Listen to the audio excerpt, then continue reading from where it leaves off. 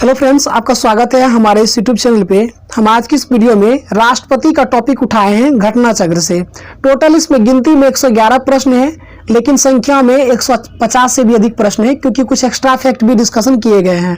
जहाँ पे लगेगा डिस्कशन की जरूरत है वहाँ डिस्कशन करेंगे, और जहाँ पे मूव ऑन करने की जरूरत आएगी वहाँ पे क्वेश्चन को भी स्किप करेंगे।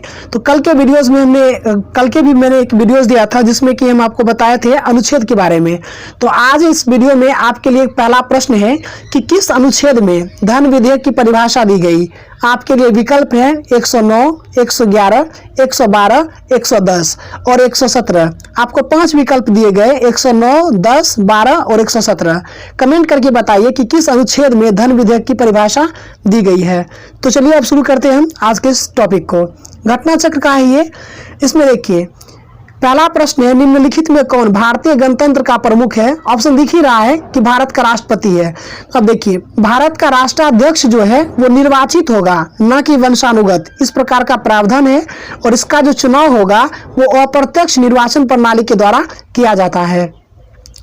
एक कथन है, फिर कथन दिया गया है कि भारत का राष्ट्रपति ब्रिटिश राजा से भिन्न है। तो बिल्कुल कथन ये है, और कारण क्या है कि भारत के राष्ट्रपति का पद अमेरिका के राष्ट्रपति से मिलता जुलता है। तो इस तरह में क्या बताना आपको, अगर एक सही है कि क्या सही है। तो इसमें क्या है कि भारत के राष्ट्रपति का पद जो है ब्रिटिश राजा से भिन्न है, ये भी सही है। और भारत के राष्ट्रपति का पद अमेरिका के राष्ट्रपति से मिलता है, ये गलत है, क्योंकि भारत का राष्ट्रपति जो है वो निर्वाचित होता है, जबकि ब्रिटेन का जो राजा होता है वो वंशानुगत होता है। और बात करें कि भारत का जो राष्ट्रपति है वो नाम मात्र का प्रमुख होता है, जबकि अमेरिकी राष्ट्रपति वास्तविक प्रमुख है। तो इसमें से पहला कथन जो है सही है, दूसरा जो है गलत है। फिर हम नेक्स्ट क्वेश्चन देखते हैं कि ये जो है 3 नंबर में यहाँ पे भी कथन ही दिया गया है। कथन और कारण बताना है कि संघीय कार्यपालिका का मुखिया भारत का राष्ट्रपति होता है। राष्ट्रपति में शक्तियों की कोई सीमा नहीं है। कथन और कारण बताना है। तो देखिए आर्टिकल 53 कहता है कि संघ की कार्यपालिका शक्ति राष्ट्रपति में निहित होगी, ऐसा तो 53 में कहा गया है, लेकिन राष्ट्रपति की शक्ति की कोई सीमा नहीं है, यह बिल्कुल गलत है। अगर राष्ट्रपति अपने मनमाने तरीके से काम करेंगे तो उनके ऊपर जो है महाभियोग लगेगा और राष्ट्रपति महोदय जाएंगे भितरामपुर। तो इस तरीका का नहीं होगा। तो राष्ट्रपति के पास शक्ति है, लेकिन उस शक्ति का सीमित प्रयोग करेंगे, क्योंकि आर्टिकल 74 में कहा गया है कि राष्ट्रपति अपने कृत्य का प्रयोग मंत्रिपरिषद की सलाह पर करेगा। तो इसलिए ऐसा नहीं कहेंगे कि राष्ट्रपति के पास अनंत शक्ति है, ऐसा नहीं है। तो केवल पहला कथन सही है, रीजन इसका गलत है। अब नेक्स्ट प्रश्न देखें कि भारत के राष्ट्रपति अपनी शक्तियों का प्रयोग करते हैं, किस तरीके से करेंगे। चूंकि या तो सीधे कर सकते हैं या अपने अधीनस्थ अधिकारियों के द्वारा कर सकते हैं। ऐसा आर्टिकल 52 में कहा गया है कि भारत के राष्ट्रपति, मतलब कि 52 में कहा गया है कि भारत का राष्ट्रपति होगा, और 53 का 1 में कहा गया है कि संघ की कार्यपालिका शक्ति जो है ये राष्ट्रपति में निहित होगी, और उस शक्ति का प्रयोग जो है राष्ट्रपति या तो स्वयं कर सकता है या फिर अपने अधीनस्थ अधिकारियों के द्वारा कर सकता है। नेक्स्ट प्रश्न चलिए हम देखते हैं इसमें क्या है कि भारत का कार्यपालिका अध्यक्ष कौन है। तो कार्यपालिका का अध्यक्ष कौन है, राष्ट्रपति है। आर्टिकल 53 का 1 में कहा गया है कि संघ की कार्यपालिका शक्ति राष्ट्रपति में होगी, और इस शक्ति का जो प्रयोग होगा वह स्वयं या अपने अधीनस्थ अधिकारी के द्वारा करेगा। तो मैं पहले ही देख लिया है। इसमें है कि संविधान के किस अनुच्छेद में से एक के अंतर्गत संघ की कार्यपालिका शक्ति राष्ट्रपति में निहित होगी। तो आर्टिकल 53 में है। भारतीय संविधान में समस्त कार्यपालिका शक्तियां किसमें निहित है, तो राष्ट्रपति में है। भारतीय संविधान में केंद्रीय सरकार की अधिशासी शक्तियों को किसमें निहित किया गया है, तो किसमें निहित किया गया है, तो भारत के राष्ट्रपति में किया गया है। अब देखिए नीचे 2 कथन दिया गया है कि संघ की कार्यपालिका शक्ति जो है राष्ट्रपति में निहित है, बिल्कुल सही है। कार्यपालिका शक्तियां सरकार को व्यवसाय चलाने से संबंधित है। तो देखिए संघ की कार्यपालिका शक्ति राष्ट्रपति में निहित है, पहला कथन तो सही है। अब कारण क्या कह रहा है कि कार्यपालिका शक्तियां सरकार का व्यवसाय चलाने से संबंधित है, तो दूसरा कथन भी सही है। लेकिन दूसरा कथन जो है पहले कथन का सही क्लैरिफिकेशन नहीं है। तो कह सकते हैं ए और आर दोनों सत्य है, आर ए की सही व्याख्या नहीं करता है। अब हम 10वां प्रश्न देखते हैं। 10वां प्रश्न है कि रक्षा बलों का सर्वोच्च कमांडर राष्ट्रपति में निहित है। प्रधान सेनापति की हैसियत से राष्ट्रपति की शक्तियां विधायी नियंत्रण से स्वतंत्र है। तो ये गलत है। तो रक्षा बलों का देखिए सर्वोच्च कमांडर तो राष्ट्रपति होता ही है, इसमें कहीं कोई दो राय की बात नहीं है। आर्टिकल 53 के 2 में कहा गया है कि रक्षा बलों का जो सर्वोच्च कमांडर होता है वो राष्ट्रपति होता है, लेकिन प्रधान सेनापति की हैसियत से राष्ट्रपति की शक्तियां विधायी नियंत्रण से स्वतंत्र है, ये गलत है। अब देखिए कि वह राष्ट्र का प्रतिनिधित्व करता है परंतु राष्ट्र का नेतृत्व नहीं करता, यह उक्ति किस पर लागू होती है? तो यह भारत के राष्ट्रपति पर लागू होती है। भारत में राष्ट्रपति का निर्वाचन किस प्रकार होता है? तो भारत में जो राष्ट्रपति का निर्वाचन होता है ये किस प्रकार से होता है? तो अप्रत्यक्ष मतदान के द्वारा होता है। चूंकि आर्टिकल 55 के 3 में कहा गया है कि भारत में राष्ट्रपति का जो निर्वाचन होगा वो अनुपातिक प्रतिनिधित्व पद्धति के अनुसार से एकल संक्रमणीय मत प्रणाली के द्वारा होता है, और इसमें क्या होता है कि मतदान गुप्त होता है। 54 में क्या कहा गया है कि राष्ट्रपति के चुनाव के निर्वाचक मंडल के बारे में बताया गया है। तो राष्ट्रपति पद चुनाव के लिए निर्वाचक मंडल का उल्लेख आर्टिकल 54 में कहा गया है कि राष्ट्रपति के निर्वाचक मंडल किस प्रकार गठित किया जाएगा। जैसे कि उसमें दोनों सदन के निर्वाचित सदस्य, दोनों सदन कहने का मतलब हो जाएगा राज्यसभा और लोकसभा के निर्वाचित सदस्य और राज्य विधानसभा के भी निर्वाचित सदस्य, और साथ ही साथ दिल्ली और पुदुचेरी विधानसभा के भी निर्वाचित सदस्य। हालांकि मूल संविधान में दिल्ली और पुदुचेरी विधानसभा के निर्वाचित सदस्यों को स्थान नहीं दिया गया, इसे 70वां संविधान संशोधन 1992 के द्वारा लाया गया और ये 1 जून 1995 से लागू हो गया 70वां संविधान संशोधन 1992। नेक्स्ट प्रश्न अगर हम देखें कि भारत का राष्ट्रपति अप्रत्यक्ष निर्वाचन से चुना जाता है, ये कथन है। कारण क्या है कि एक निर्वाचन मंडल की व्यवस्था है जो संसद के दोनों सदन और राज्य की विधानसभाओं के निर्वाचित सदस्यों को मिलाकर बनता है। तो इसमें क्या है कि इसमें पहला कथन भी सही है, दूसरा कथन भी सही है, और अप्रत्यक्ष निर्वाचन का क्या प्रणाली है ये दूसरा कथन से हमें पता चल जाता है। इसका मतलब ये हुआ कि पहला कथन और दूसरा कथन सही है और दूसरा कथन पहले कथन की सही व्याख्या करता है। नेक्स्ट प्रश्न देखिए कि भारत का राष्ट्रपति का चुनाव किस प्रकार होता है? तो हमने बता ही दिया वो अप्रत्यक्ष होता है। तो अप्रत्यक्ष मतलब एकल हस्तांतरणीय मत प्रणाली और अनुपातिक मत प्रणाली के द्वारा, ऐसा जो है 55 का 3 में कहा गया है। तो इसका ऑप्शन नंबर हो जाएगा बी और सी दोनों सही है। राष्ट्रपति के निर्वाचक मंडल के सदस्य होते हैं, तो मतलब कि अभी हमने जस्ट भी तुरंत पढ़ा है कि संसद के दोनों सदन के निर्वाचित सदस्य, बिल्कुल सही है, मतलब लोकसभा राज्यसभा के निर्वाचित सदस्य। राज्य विधानमंडल के दोनों सदन के निर्वाचित सदस्य, बिल्कुल गलत हो जाएगा। विधानमंडल के दोनों सदन नहीं बल्कि केवल और केवल विधानसभा के निर्वाचित सदस्य होते हैं। सभी राज्य की विधानसभा के निर्वाचित सदस्य, यह भी गलत है। सभी राज्य के विधानसभा के निर्वाचित सदस्य नहीं बल्कि दिल्ली और पुदुचेरी के ही केवल विधानसभा के निर्वाचित सदस्य होते हैं। दिल्ली और इसमें देखिए इसमें जो मार दिया है क्या 1, 3, 4 सही है, मतलब कि राज्य विधानमंडल के सदस्य मतलब दोनों सदन के नहीं होते हैं। तो 1, 3 और 4 सही है। अब हम नेक्स्ट प्रश्न देखिए। नेक्स्ट प्रश्न क्या है कि भारतीय संविधान के 70वें संशोधन द्वारा भारत के राष्ट्रपति के चुनाव में जिन 2 केंद्र शासित प्रदेश को भाग लेने का अधिकार दिया वो कौन है? दिल्ली और पुदुचेरी। 70वां संविधान संशोधन कब हुआ? 1992 के तहत। लेकिन ये लागू कब हुआ? 1 जून 1995 को। निम्नलिखित में कौन भारत के राष्ट्रपति के निर्वाचन हेतु निर्वाचक गण में सम्मिलित नहीं है? तो पहले जान लेंगे कौन सम्मिलित है। लोकसभा के निर्वाचित सदस्य, बिल्कुल सही है। राज्यसभा के निर्वाचित सदस्य, ये भी सही है। राज्यों की विधानसभा के निर्वाचित सदस्य भी सही है। इसका मतलब राज्य की विधान परिषद के निर्वाचित सदस्य नहीं होते हैं। आप यहाँ पे एक फैक्ट और याद रखेंगे, राष्ट्रपति के निर्वाचक मंडल में विधान परिषद के सदस्य और मनोनीत सदस्य जितने भी होंगे वो भाग नहीं लेते हैं, चाहे वो लोकसभा के ही हो या फिर राज्यसभा के हो। निम्नलिखित में कौन राष्ट्रपति के निर्वाचन हेतु निर्वाचक गण के सदस्य हैं? तो संसद के दोनों सदन के सभी सदस्य, बिल्कुल गलत।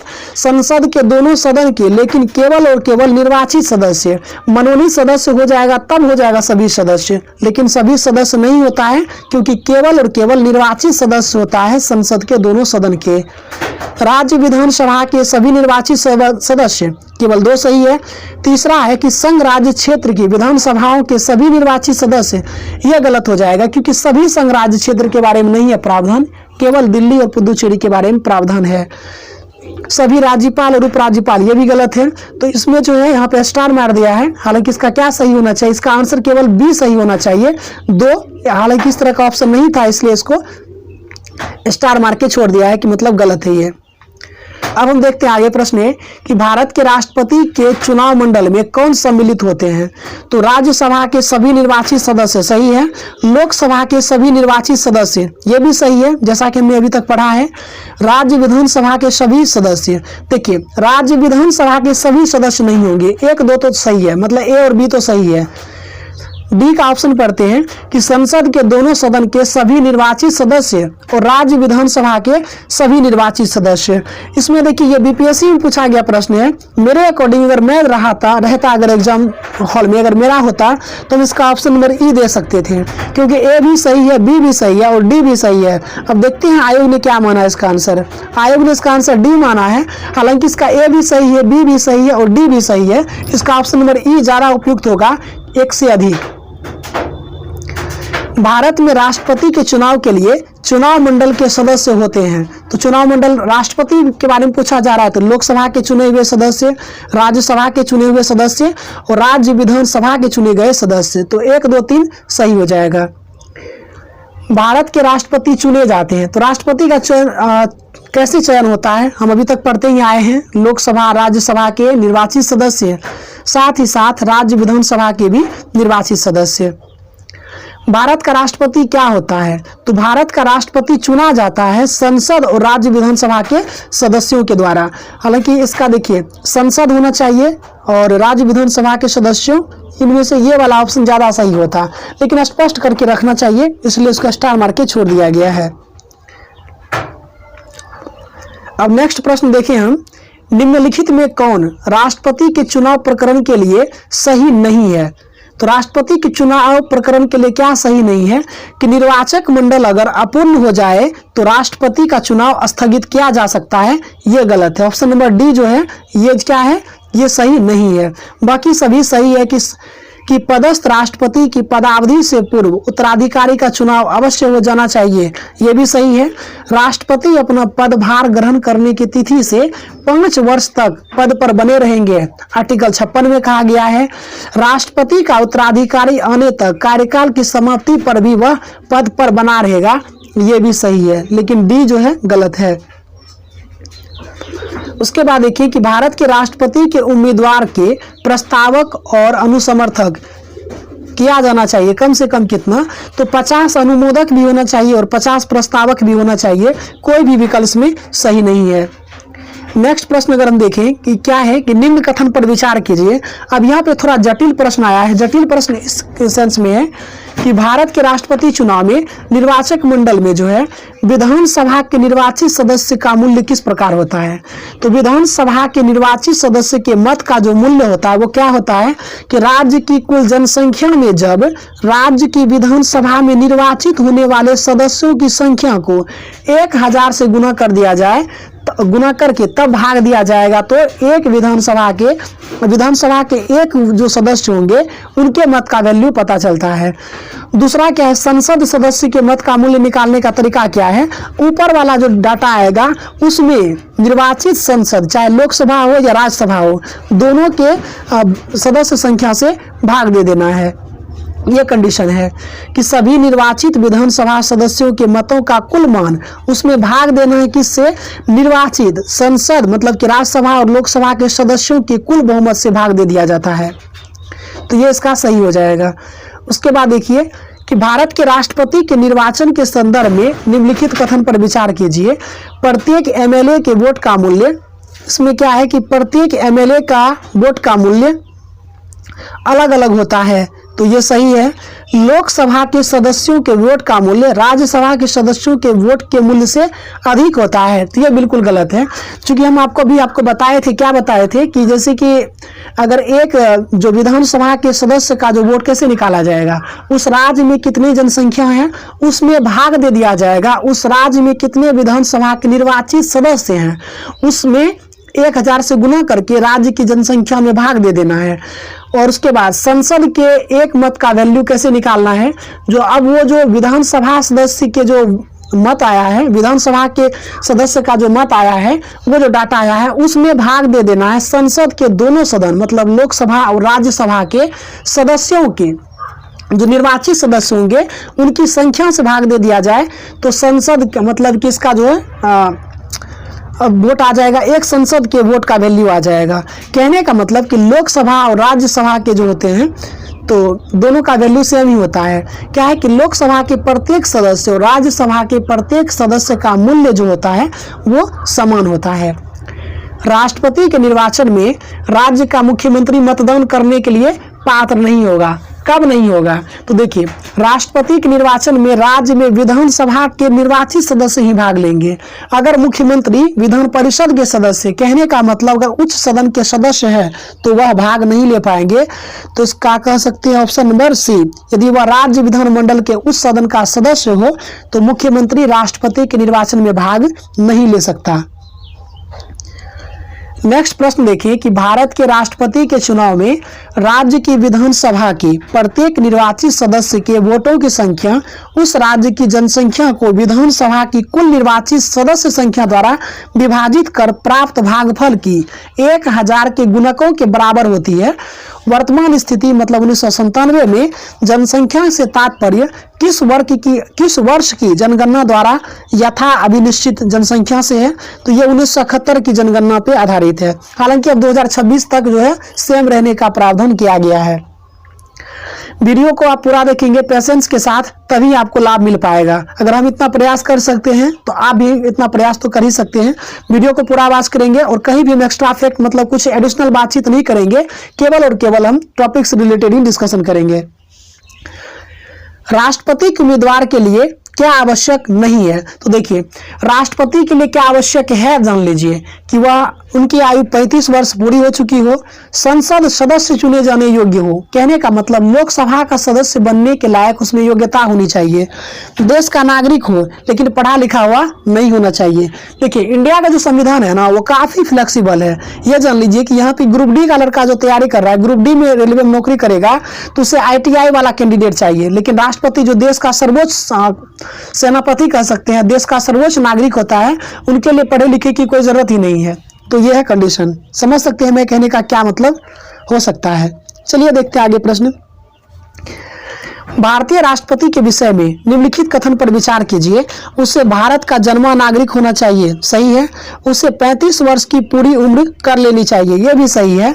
उसे संसद का सदस्य निर्वाचित होने की योग्यता रखनी चाहिए, यह गलत हो जाएगा क्योंकि संसद सदस्य में तो दोनों हो जाएगा, या तो राज्यसभा या लोकसभा। लेकिन राष्ट्रपति वही बन सकता है जिनमें लोकसभा सदस्य होने के गुण हो। तो ऑप्शन नंबर 3 सही नहीं है। अगर ऑप्शन में आपको 1, 2, 3 अगर दिख जाए तो हो सकता है, अगर नहीं है तो 1 और 2 इसका सही जवाब हो जाएगा। ऑप्शन नंबर सी इसका क्या है कि 2 सही है। केवल 2 सही क्या है, उसे 35 वर्ष की उम्र पूरी कर लेनी चाहिए, तो केवल बी जो है सही है। नेक्स्ट प्रश्न अगर देखें कि एक संसद अथवा विधानसभा का सदस्य राष्ट्रपति निर्वाचित हो सकता है परंतु अपने निर्वाचन से 6 माह के अंदर अपनी सदस्यता छोड़नी होगी। ऑप्शन नंबर बी सही होगा। मतलब कि ऑप्शन देखिए 59 में जो है ना राष्ट्रपति से संबंधित सेवा शर्त है, मतलब राष्ट्रपति पद के लिए सेवा शर्त जो है 59 में दिया गया है। भारतीय संविधान का कौन सा अनुच्छेद राष्ट्रपति के पद के लिए पुनर्निर्वाचन की योग्यता निर्धारित करता है? तो अनुच्छेद 57 के तहत कहा गया है कि भारत में कोई भी व्यक्ति कितनी भी बार राष्ट्रपति बन सकता है। 52 में क्या बताया गया कि भारत का राष्ट्रपति होगा। 54 में राष्ट्रपति का निर्वाचक मंडल होगा। 55 में बताया गया राष्ट्रपति का जो है एकल संक्रमणीय मत प्रणाली के द्वारा और ये जो है चयन होता है, मतलब राष्ट्रपति का जो है चयन किस प्रकार से होगा, ये 55 में। 56 में बताया गया राष्ट्रपति का पदावधि की मतलब 5 वर्ष के लिए रहेगा। 57 में एक व्यक्ति कितनी भी बार राष्ट्रपति बन सकता है, मतलब कि पुनर्निर्वाचन। 58 की बात करें तो 58 में क्या है कि राष्ट्रपति पद के लिए योग्यता। 58 में क्या है राष्ट्रपति पद के लिए योग्यता। 59 में क्या है राष्ट्रपति पद से संबंधित सब मतलब कि शर्त क्या है कि जैसे कि अगर किसी या तो राज्य विधानमंडल का कोई सदस्य बन के आ जाता है या संसद का कोई सदस्य अगर राष्ट्रपति बन जाएगा तो उन्हें 6 माह के भीतर जो है किसी न किसी दल का सदस्यता स्वीकार करना पड़ेगा या वहां से उसको छोड़ना पड़ेगा। तो ये जो है 59 में है, 60 में शपथ है, 61 में महाभियोग है, 62 में फिर उसका पद त्याग से संबंधित है। चलिए नेक्स्ट प्रश्न देखें। अगर भारत के राष्ट्रपति के चुनाव में कोई विवाद है तो उस विवाद को सौंपा जा सकता है, किसे सौंपा जा सकता है? तो भारत के सर्वोच्च न्यायालय को सौंपा जा सकता है। आर्टिकल 71 में इस बात का प्रावधान किया गया है। हम नेक्स्ट प्रश्न देखें कि राष्ट्रपति 5 वर्ष तक अपने पद पर रहता है, कब से? जब वो अपने पद ग्रहण कर ले उस दिन से। आर्टिकल 56 का 1 में कहा गया है कि राष्ट्रपति अपने पद ग्रहण के दिन से 5 वर्ष की अवधि तक पद धारण करता है। नेक्स्ट प्रश्न है कि भारत के राष्ट्रपति अपना त्याग पत्र किसको संबोधित करके देगा? तो किसको देगा? उपराष्ट्रपति को देगा। 56 का 1 का क में कहा गया है कि भारत का राष्ट्रपति अगर अपना त्याग पत्र देना चाहे तो उपराष्ट्रपति को संबोधित करके त्याग पत्र दे देगा। 56 का 2 में कहा गया है कि उपराष्ट्रपति का तब यह कर्तव्य होगा कि इसकी सूचना वह लोकसभा अध्यक्ष को यथाशीघ्र दे। अब नेक्स्ट प्रश्न देखें कि भारत का राष्ट्रपति अपना त्याग पत्र किसको सौंपेगा? तो उपराष्ट्रपति को। भारत के राष्ट्रपति को उसके पद से हटाया जा सकता है। कैसे हटाया जा सकता है? संसद के द्वारा। और हटाने का क्या प्रावधान है? केवल और केवल महाभियोग, अनुच्छेद 61 के तहत। नेक्स्ट प्रश्न देखिए कि भारतीय संविधान के किस अनुच्छेद के तहत राष्ट्रपति पर महाभियोग लगाया जा सकता है? अनुच्छेद 61 के तहत। भारत के राष्ट्रपति को महाभियोग द्वारा हटाने की प्रक्रिया अनुच्छेद 61 में वर्णित है। भारत के राष्ट्रपति को कार्य अवधि की समाप्ति से पूर्व भी पद से हटाया जा सकता है। किस प्रकार? महाभियोग लगा करके। राष्ट्रपति पर महाभियोग का आरोप संसद के किस सदन द्वारा लगाया जा सकता है? तो संसद के किसी भी सदन में महाभियोग लगाया जा सकता है। अब महाभियोग के बारे में देखिए, कुछ पॉइंट है, इसे आप अच्छे से पढ़ेंगे, हम भी आपके साथ रिवीजन मारते हैं। राष्ट्रपति पर महाभियोग चलाने की प्रक्रिया का वर्णन अनुच्छेद 61 में किया गया है। अनुच्छेद 61 का 1 के अनुसार राष्ट्रपति पर महाभियोग का आरोप संसद का कोई सदन लगाएगा। और 61 का 3 के अनुसार क्या है कि दूसरा सदन उस आरोप की जांच करेगा। अब आपके मन में आएगा 61 के 2 में क्या है? तो 61 के 2 में क्या कहा गया है? देखिए 61 का 1 में कहा गया है कि राष्ट्रपति पर महाभियोग संसद का कोई भी सदन लगाएगा। 61 का 2 में कहा गया है कि लेकिन 14 दिन पूर्व सूचना दे करके। तो 61 का 2 में क्या कहा गया है कि राष्ट्रपति पर अगर महाभियोग लगाना होगा तो राष्ट्रपति को 14 दिन पूर्व सूचना दे देना है, ऐसा 61 का 2 कहता है। 61 का 3 कहता है कि एक पहला सदन जो लगाया तो दूसरा सदन जांच करेगा, 61 का 3 कहता है। और इसमें देखिए सबसे लास्ट लाइन कितना इंपॉर्टेंट है कि अन्वेषण में मतलब कि दूसरा सदन उस आरोप का जांच करेगा या करवाएगा। ऐसे जांच पड़ताल या अन्वेषण में राष्ट्रपति को स्वयं उपस्थित होने का तथा अपना प्रतिनिधित्व कराने का अधिकार होगा। भारतीय संविधान के किस अनुच्छेद में महाभियोग से संबंधित है? तो अभी हमने बताया है कि अनुच्छेद 61 जो है ये महाभियोग से संबंधित है। नेक्स्ट देखिए कि भारत के राष्ट्रपति पर महाभियोग लगाने का अधिकार किसे है? तो केवल और केवल संसद के दोनों सदन में किसी को भी है, मतलब कोई भी सदन ला सकता है, लोकसभा भी राज्यसभा भी। संविधान के उल्लंघन के आधार पर राष्ट्रपति के विरुद्ध किसके द्वारा महाभियोग लगाया जा सकता है? तो भारत के संसद के द्वारा। तो ऑप्शन नंबर डी सही जवाब हो जाएगा। भारत के राष्ट्रपति पर महाभियोग चलाने के लिए कम से कम कितने दिन पूर्व की सूचना आवश्यक है? 14 दिन पूर्व। और किस अनुच्छेद में कहा गया है? 61 का 2 में कहा गया है।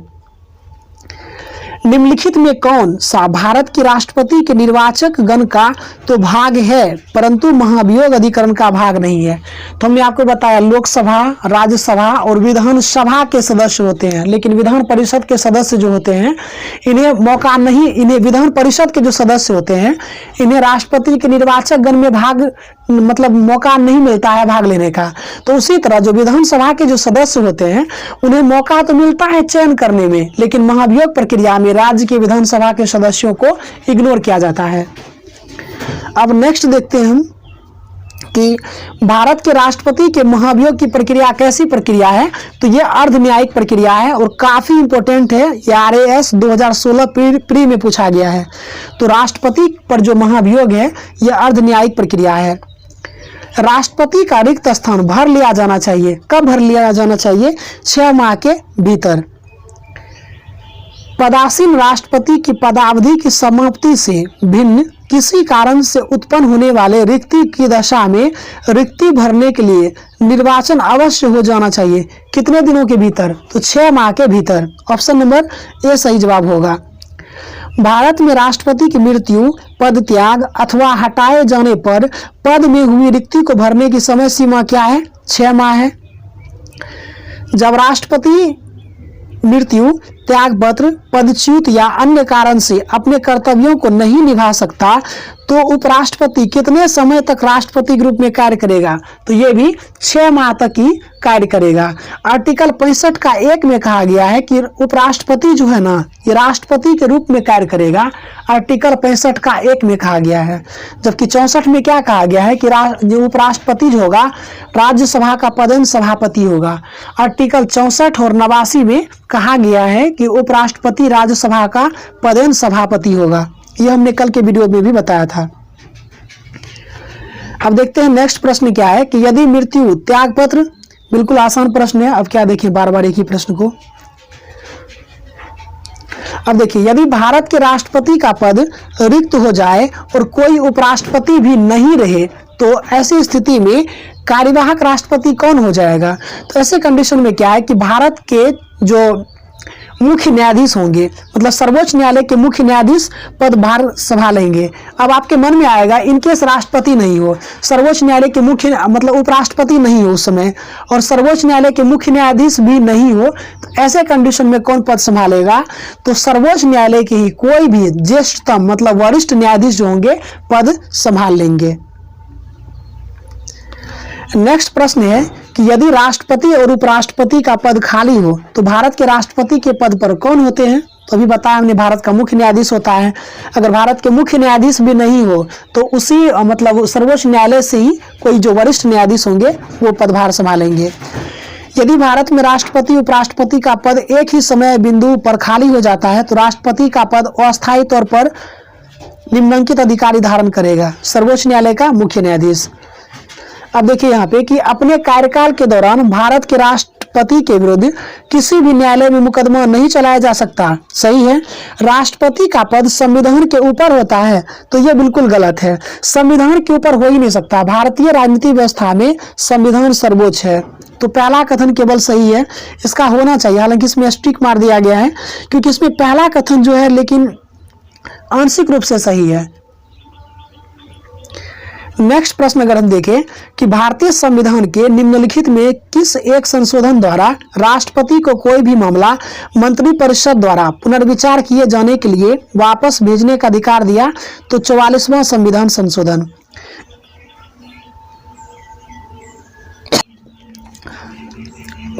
चौवालीसवां संविधान संशोधन 1978 के द्वारा अनुच्छेद 74 का 1 में परंतु जोड़ा गया, जिसके तहत राष्ट्रपति को कोई भी मामला मंत्रिपरिषद द्वारा पुनर्विचार किए जाने के लिए वापस भेजने का अधिकार दिया। राष्ट्रपति लोकसभा को कब भंग कर सकता है? कब भंग करेगा? केंद्रीय मंत्रिमंडल की अनुशंसा पर। अब देखिए, राष्ट्रपति लोकसभा को भंग कर सकता है, किंतु राष्ट्रपति की यह शक्ति अनुच्छेद 74 का 1 के अधीन है। अर्थात ऐसा केंद्रीय मंत्री परिषद की अनुशंसा या सलाह पर कर सकता है।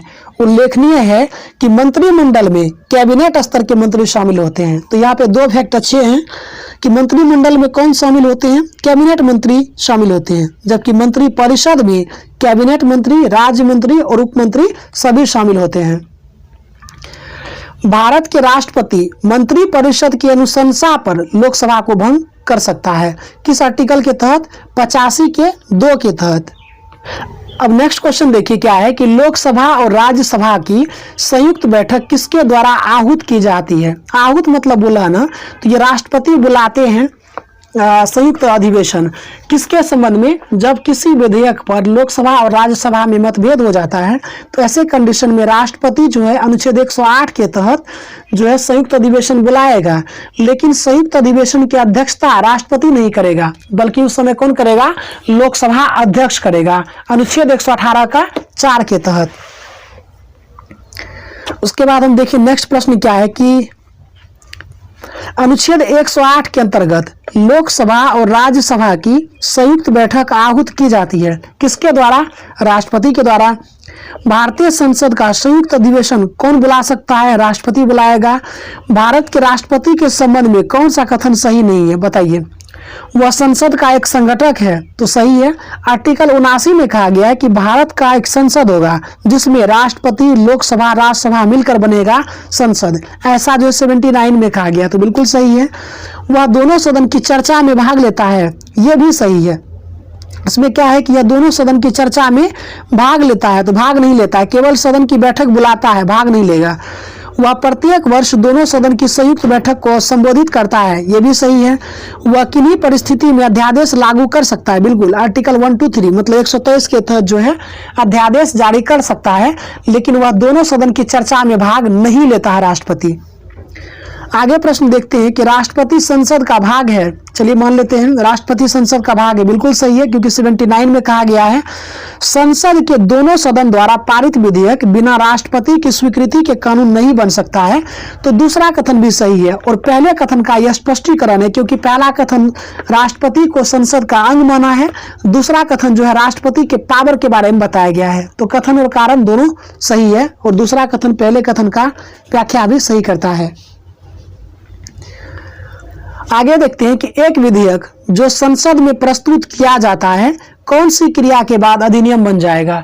किसी भी विधेयक को जब राष्ट्रपति अपनी सहमति दे देता है तब वो अधिनियम बन जाएगा। ऑप्शन नंबर बी सही होगा। भारत के राष्ट्रपति ने जिस एकमात्र मामले में अपने वीटो शक्ति का प्रयोग किया वह कौन सा मामला था? यह था भारतीय डाकघर संशोधन विधेयक। आपको जानकारी के लिए बता दूं कि पेप्सू विधेयक जो था ना, पेप्सू विनियोग विधेयक के मामले में सन 1954 में डॉक्टर राजेंद्र प्रसाद अत्यंतिक वीटो का प्रयोग किया। अत्यंतिक वीटो का मतलब क्या होता है? अपनी सहमति रोक लेना। लेकिन 1986 में राष्ट्रपति ज्ञानी जैल सिंह ने यह भारतीय डाकघर संशोधन विधेयक पर पॉकेट वीटो का प्रयोग किया। पॉकेट वीटो का मतलब होता है संसद द्वारा पारित विधेयक को अनिश्चित काल के लिए लंबित रखना, जिसपे ना तो अपनी स्वीकृति देगा ना ही वापस लौटाएगा। मतलब कोई ऐसा विधेयक जिसे राष्ट्रपति अपना स्वीकृति भी नहीं दे रहा है और ना ही सदन को लौटा रहा है और उसे अपने पास अनिश्चित काल के लिए रख लेता है, तो उसको कहते हैं जेबी वीटो या पॉकेट वीटो कहा जाता है।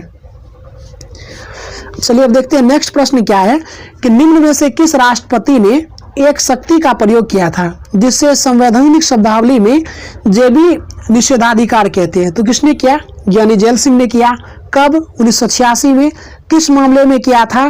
तो अभी हमने आपको बताया था ये जो था किस मामले में किया था, तो ये क्या था? भारतीय डाकघर संशोधन विधेयक के मामले में। भारतीय संविधान के किस अनुच्छेद के अंतर्गत राष्ट्रपति संसद के दोनों सदन द्वारा पारित किसी बिल पर अपनी स्वीकृति रोक सकता है?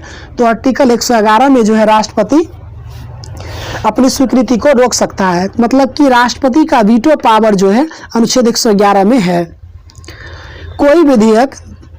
जब कोई विधेयक संसद के दोनों सदनों द्वारा पारित किया जाता है तो निम्नलिखित में किसको उस विधेयक पर अनुमति रोकने का अधिकार है? तो राष्ट्रपति को है। अब देखिए यहां से थोड़ा दमदार सा प्रश्न आया है कि निम्नलिखित में कौन सी राष्ट्रपति की स्वविवेकी शक्तियां हैं? यहाँ पे कॉन्सेप्ट नहीं, यहाँ पे बहुत ज्यादा अंडरस्टैंडिंग का काम करेगा और बहुत कुछ याद करना पड़ेगा कि पूछा जा रहा है कि राष्ट्रपति की स्वविवेकी शक्तियां कौन सी है। जैसे विधेयक को आपत्ति सहित वापस भेजना, मतलब विधेयक से रिलेटेड कुछ भी आएगा तो वो राष्ट्रपति का जो है स्वविवेक संबंधी शक्ति है, वो चाहे तो डिपेंड करता है, वो जो चाहे सो करेंगे उस विधेयक के बारे में। विधेयक को रोक सकता है, विधेयक को आपत्ति के सहित वापस भेज सकता है और न्यायाधीशों की नियुक्ति का जो अधिकार है ये राष्ट्रपति की स्वविवेकी शक्तियां हैं। तो क्या है? 2, 3 और 7 जो है सही है। अब देखिए निम्न में से किस विषय पर राष्ट्रपति के लिए मंत्रिपरिषद से सलाह लेना आवश्यक नहीं है? तो इसमें क्या नहीं है? राष्ट्रपति ऑप्शन नंबर जो है इसका 71 नंबर का क्वेश्चन का सही जवाब क्या हो जाएगा? तो ये हो जाएगा विधेयक पर स्वीकृति देना। विधेयक पर स्वीकृति देना क्या है? ये राष्ट्रपति का स्वविवेकी अधिकार है। तो ऑप्शन नंबर बी सही जवाब हो जाएगा। नेक्स्ट प्रश्न देखें कि संविधान के अनुसार इनमें से राष्ट्रपति की विधायी शक्ति कौन सा है? तो यह अध्यादेश जारी करना जो है राष्ट्रपति की विधायी शक्ति कौन सा है? तो यह अध्यादेश जारी करना राष्ट्रपति का जो है विधायी शक्ति है। नेक्स्ट प्रश्न देखिए कि निम्नलिखित में कौन सी राष्ट्रपति की स्वविवेक शक्ति है? तो हमने आपको बताया कि विधेयक से रिलेटेड कोई भी होगा तो वो राष्ट्रपति का क्या है? स्वविवेकी शक्तियां हैं। उसके बाद किसी विधेयक से संबंधित जानकारी के लिए प्रधानमंत्री से कहना, क्योंकि आर्टिकल 78 में कहा है कि अगर राष्ट्रपति चाहे किसी विषय के बारे में जानकारी प्राप्त करना तो प्रधानमंत्री का यह कर्तव्य होगा कि राष्ट्रपति को जानकारी उपलब्ध करवाएं। 78 में कहा गया है। किसी परामर्श पर मंत्रिपरिषद से पुनर्विचार हेतु कहना, कब? तो अनुच्छेद 74 का 1 के तहत ये जो है किया गया है और ये 44वां संविधान संशोधन 1978 के द्वारा जोड़ा गया। नेक्स्ट प्रश्न देखें कि जब केंद्रीय मंत्रिमंडल चुनावी सुधार पर अध्यादेश के बिना किसी बदलाव के उसे राष्ट्रपति को वापस भेजा तब राष्ट्रपति ने भारतीय संविधान का कौन सा अनुच्छेद के अंतर्गत उसे अपनी सहमति दी? तो राष्ट्रपति सहमति किसके तहत देगा? 123 के तहत। संविधान के किस अनुच्छेद के अंतर्गत भारत के राष्ट्रपति को अध्यादेश जारी करने की शक्ति है? तो अनुच्छेद 123 के तहत। भारत के संविधान के किस अनुच्छेद के अधीन भारत के राष्ट्रपति को अध्यादेश जारी करने की शक्ति प्रदान किया गया? 123 के तहत। इजी प्रश्न है। अब देखते हैं कि राष्ट्रपति के द्वारा जारी एक अध्यादेश संसद के सत्र शुरू होने के बाद कितने समय तक रखा जाना आवश्यक है? तो ये 6 सप्ताह तक होगा। निम्नलिखित में किनकी नियुक्ति भारत के राष्ट्रपति द्वारा की जाती है? तो वित्त आयोग के अध्यक्ष सही है, योजना आयोग के उपाध्यक्ष गलत है, संघ राज्य क्षेत्र के मुख्यमंत्री तो ये भी सही है। तो 1 और 3 जो इसका सही जवाब हो जाएगा। योजना आयोग के जो उपाध्यक्ष होता है इनकी नियुक्ति प्रधानमंत्री के द्वारा की जाती थी, क्योंकि वर्तमान में योजना आयोग है नहीं, अब हो गया है नीति आयोग। नेक्स्ट प्रश्न देखिए कि निम्नलिखित में से राष्ट्रपति किसकी नियुक्ति करता है? तो राष्ट्रपति जो है भारत के महान न्यायाधीश की नियुक्ति करेगा आर्टिकल 76 के तहत। नियंत्रक और महालेखा परीक्षक की नियुक्ति अनुच्छेद 148 के तहत। एक राज्य का राज्यपाल की नियुक्ति 155 के तहत। तो दिए गए विकल्प में सभी सही है। नेक्स्ट प्रश्न देखें कि निम्न में से भारत का राष्ट्रपति किसकी नियुक्ति नहीं करेगा? तो राष्ट्रपति जो है प्रधानमंत्री, राज्यपाल, मुख्य निर्वाचन आयुक्त का करेगा, लेकिन वो उपराष्ट्रपति का नहीं करेगा, क्योंकि उपराष्ट्रपति का जो होता है निर्वाचन होता है संसद के दोनों सदन के सदस्यों के द्वारा आर्टिकल 66 के तहत।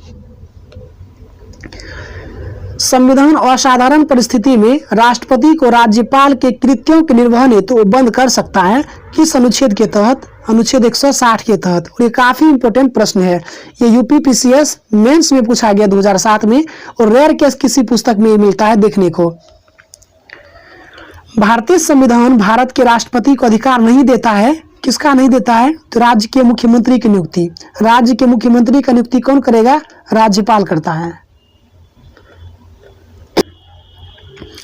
भारतीय संविधान का कौन सा अनुच्छेद राष्ट्रपति को उच्चतम न्यायालय से परामर्श करने की शक्ति प्रदान करता है? तो अनुच्छेद 143 के तहत जो है राष्ट्रपति किसी मतलब उच्चतम न्यायालय मतलब सर्वोच्च न्यायालय से जो है राष्ट्रपति परामर्श ले सकता है, लेकिन उस परामर्श को मानने के लिए राष्ट्रपति बाध्य नहीं है।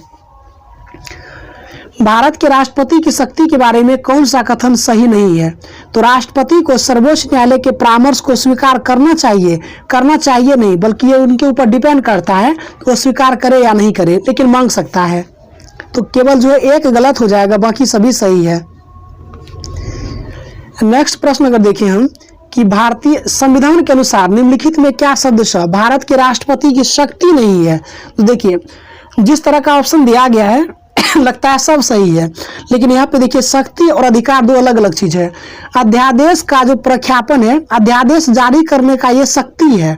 उच्चतम न्यायालय से परामर्श लेना ये जो है शक्ति है, लेकिन संसद के सदनों को संदेश भेजना ये शक्ति नहीं है, बल्कि ये अधिकार है। क्षमादान जो है ये भी शक्ति है। तो चूंकि अनुच्छेद 86 के तहत जो है राष्ट्रपति जो है अपने संसद को संदेश भेज सकता है, ये अधिकार है। तो ऑप्शन नंबर डी इसका सी जो होगा ये गलत है, बाकी सभी सही है। भारत के राष्ट्रपति को यह अधिकार नहीं है कि वह क्या नहीं करे, तो क्षमादान करे, बिल्कुल सही कर सकता है। सर्वोच्च न्यायालय के न्यायाधीश को हटाएगा, ऐसा कुछ नहीं है। सर्वोच्च न्यायालय के न्यायाधीश को हटाने के लिए क्या प्रावधान है कि असमर्थता होना चाहिए और या कदाचार, मतलब या तो अपने काम को नहीं कर पा रहे हैं या फिर कदाचार के आरोप में, इस प्रकार का होगा। और वो केवल और केवल संसद को अधिकार है, न कि राष्ट्रपति को।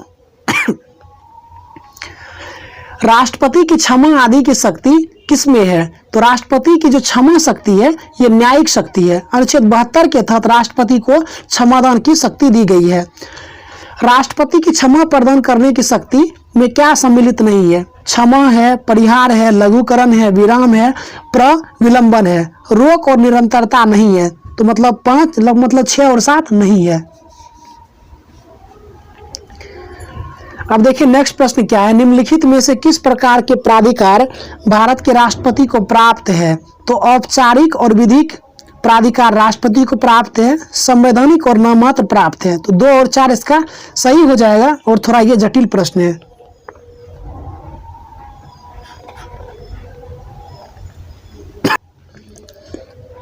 अब नेक्स्ट प्रश्न देखिए कि भारतीय संविधान के अनुसार भारत के राष्ट्रपति का यह कर्तव्य है कि वे निम्नलिखित में किसको संसद के पटल पर रखवाए? तो संघ वित्त आयोग की सिफारिश को रखवाएगा, ये भी सही है। लोक लेखा समिति के प्रतिवेदन को नहीं, लोक लेखा समिति के प्रतिवेदन को नहीं, बल्कि नियंत्रक महालेखा परीक्षक के प्रतिवेदन को, राष्ट्रीय अनुसूचित जाति आयोग के प्रतिवेदन को। 1, 3, 4 सही हो जाएगा, ऑप्शन नंबर सी। नेक्स्ट प्रश्न देखिए क्या है कि निम्न में से कौन सा संवैधानिक विशेषाधिकार राष्ट्रपति का नहीं है? तो क्या नहीं है? वित्तीय बिल को पुनर्विचार हेतु लौटाना, ये नहीं है, बाकी सभी है। वित्तीय बिल अनुच्छेद 117 के प्रावधानों के तहत राष्ट्रपति की सिफारिश के बाद ही केवल लोकसभा में प्रस्तावित या पुनः स्थापित किए जा सकते हैं। तो वित्तीय बिल अनुच्छेद क्या है? 117 में निम्नलिखित में किसी भौगोलिक क्षेत्र को अनुसूचित घोषित करने का संवैधानिक अधिकार किसको है? तो केवल और केवल राष्ट्रपति को है। संसद के लिए राष्ट्रपति का अभिभाषण कौन तैयार करता है? केंद्रीय मंत्रिमंडल, क्योंकि वास्तविक कार्यपालिका शक्ति केंद्रीय मंत्रिमंडल में निहित है। भारत के प्रथम राष्ट्रपति राजेंद्र प्रसाद किस राज्य के थे? बिहार के थे। अब देखिए कि स्वतंत्र भारत के पहले राष्ट्रपति कौन थे? तो मतलब डॉक्टर राजेंद्र प्रसाद कहाँ से थे? बिहार से थे। 2 अवधि के लिए भारत के राष्ट्रपति कौन रहे? डॉक्टर राजेंद्र प्रसाद रहे। 1950 से 52, फिर 52 से 57, उसके बाद 57 से 62। उसके बाद देखिए भारत के चौथे राष्ट्रपति कौन थे? भारत के चौथे राष्ट्रपति जो थे व्यक्ति के क्रम में वीवी गिरी। कार्यकाल के दृष्टिकोण से देखा जाए तो छठा हो जाएगा। सर्वसम्मति से निर्वाचित भारत के राष्ट्रपति कौन थे? नीलम संजीव रेड्डी। मतलब कि एकमात्र निर्विरोध राष्ट्रपति जो थे कौन थे? नीलम संजीव रेड्डी, और उनका कार्यकाल 1977 से 82। भारतीय राष्ट्रपति के सर्वसम्मति से चुने जाने का अभी तक एकमात्र उदाहरण किसका है? तो नीलम संजीव रेड्डी का, और ये छठे राष्ट्रपति थे। अब एक प्रश्न जो है कार्यकाल और उसका राष्ट्रपति और उसके कार्यकाल से संबंधित प्रश्न है। तो यहाँ पे एक बेसिक कॉन्सेप्ट काम करेगा आपका, अगर आपको इनका क्रम याद होगा तो हो जाएगा याद। बीबी गिरी चौथे राष्ट्रपति थे, फखरुद्दीन अली अहमद 5वें, नीलम संजीव रेड्डी जो थे 6ठे थे, जाकिर हुसैन 7वें। तो इस क्रम से देखेंगे जो सबसे कम होगा तो बीबी गिरी से शुरू करना है। तो क्या सही हो जाएगा? फखरुद्दीन अली अहमद देखिए 1974 से 77, नीलम संजीव रेड्डी 1977 से 82, जाकिर हुसैन 67 से 69, और बीबी गिरी जो है 1969 से 74 के बीच। निम्न में से कौन राष्ट्रपति होने के पूर्व भारत के उपराष्ट्रपति पद पर आसीन नहीं रहा? नीलम संजीव रेड्डी। यहाँ लगता है मैंने मिस्टेक कर दिया, ये जो है जाकिर हुसैन तीसरे राष्ट्रपति थे, और 7वें जो थे 7वें थे ज्ञानी जैल सिंह। यहाँ मेरा मिस्टेक हो गया, जाकिर हुसैन जो थे ये तीसरे थे, तो पहला क्रम इसका आना चाहिए।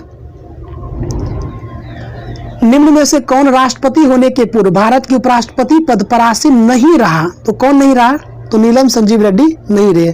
नीलम संजीव रेड्डी ही ऐसे राष्ट्रपति हैं जो राष्ट्रपति होने से पूर्व उपराष्ट्रपति पद पर आसीन नहीं रहे। नेक्स्ट प्रश्न है कि निम्नलिखित भारत के राष्ट्रपतियों में कौन दार्शनिक राजा या दार्शनिक शासक के रूप में जाना जाता है? तो ये डॉक्टर राधाकृष्णन को दार्शनिक राजा या दार्शनिक शासक के रूप में जाना जाता है। आगे प्रश्न है कि भारत के निम्नलिखित राष्ट्रपति में कौन ट्रेड यूनियन आंदोलन से संबंध रहा? तो कौन रहा? वीवी गिरी रहा। और ये चौथे राष्ट्रपति थे। 1969 से लेकर 74 तक ये ट्रेड यूनियन आंदोलन से संबंध रहे, मतलब कि 1969 से 74 तक राष्ट्रपति के रूप में रहे और ये ट्रेड यूनियन आंदोलन से भी संबंधित रहे थे। और वे 2 बार अखिल भारतीय ट्रेड यूनियन कांग्रेस के भी अध्यक्ष थे। भारत के किस राष्ट्रपति को मिसाइल मैन की संज्ञा दी जाती है? तो डॉक्टर एपीजे अब्दुल कलाम को। व्यक्ति के क्रम में 11वें राष्ट्रपति थे डॉक्टर एपीजे अब्दुल कलाम। भारत में निम्न मुख्य न्यायाधीश में किस एक ने राष्ट्रपति के रूप में कार्य किया? तो एकमात्र न्यायाधीश थे जस्टिस एम हिदायतुल्लाह। निम्न में कौन असंगत है? असंगत क्या है कि जवाहरलाल नेहरू प्रधानमंत्री थे जबकि दिए गए विकल्प में सभी राष्ट्रपति हैं। आगे प्रश्न देखिए क्या है कि श्रीमती प्रतिभा पाटिल का भारतीय गणतंत्र में राष्ट्रपति के रूप में क्रम क्या है? तो राष्ट्रपति के रूप में 12वां है जबकि कार्यकाल के दृष्टिकोण से 14वां है, चूंकि 2 कार्यवाहक राष्ट्रपति भी रह चुके हैं। और वे भारत की प्रथम महिला राष्ट्रपति भी थी प्रतिभा देवी सिंह पाटिल। भारत के पूर्व राष्ट्रपति में निम्नलिखित में कौन बिहार का राज्यपाल रह चुका था? तो ये जाकिर हुसैन रह चुके हैं। नेक्स्ट प्रश्न है कि निम्न में से कौन से राष्ट्रपति सर्वोच्च न्यायालय में उपस्थित हुए थे जब सर्वोच्च न्यायालय राष्ट्रपति के निर्वाचन विवाद की सुनवाई कर रहा था? तो कौन था?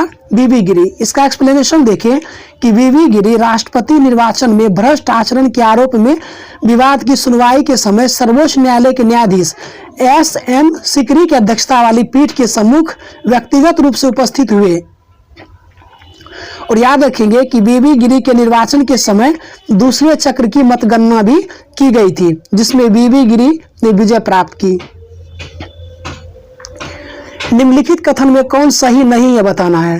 तो इसमें सही क्या नहीं है कि जाकिर हुसैन भारत के पहले उपराष्ट्रपति थे, गलत है। भारत के पहले उपराष्ट्रपति डॉक्टर सर्वपल्ली राधाकृष्णन थे।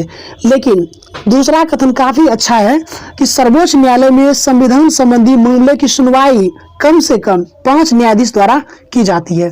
बाकी कथन भी सही है लेकिन दूसरा कथन कुछ ज्यादा मजबूत पहलू है। राष्ट्रपति भवन को डिजाइन किसने किया था? तो राष्ट्रपति भवन को डिजाइन जो किया था एडविन लुटियंस के द्वारा किया गया था। 15 अगस्त 1947 को इसका नाम जो क्या कर दिया? सरकारी आवास कर दिया। और राजगोपालाचारी मतलब चक्रवर्ती राजगोपालाचारी इस सरकारी आवास में निवास करने वाले पहले भारतीय बने। राष्ट्रपति डॉक्टर राजेंद्र प्रसाद के समय इसे राष्ट्रपति भवन के रूप में जाना जाने लगा। पहले इसको नाम दिया गया था वायसराय आवास। तो ये रहा 111 प्रश्न था। राष्ट्रपति के टॉपिक को हमने बेहतर तरीके से करने का प्रयास किया। हो सकता है बीच में कुछ त्रुटि भी रहा हो, तो अगर लगे आपको कि कुछ त्रुटि रहा है तो कमेंट करके बता सकते हैं। बाकी हमसे निरंतर जुड़े रहने के लिए कमेंट करके बताइएगा हम इस सीरीज को प्रारंभ रखें अथवा नहीं। तो मिलते हैं आपको अगले वीडियो में, तब तक के लिए धन्यवाद।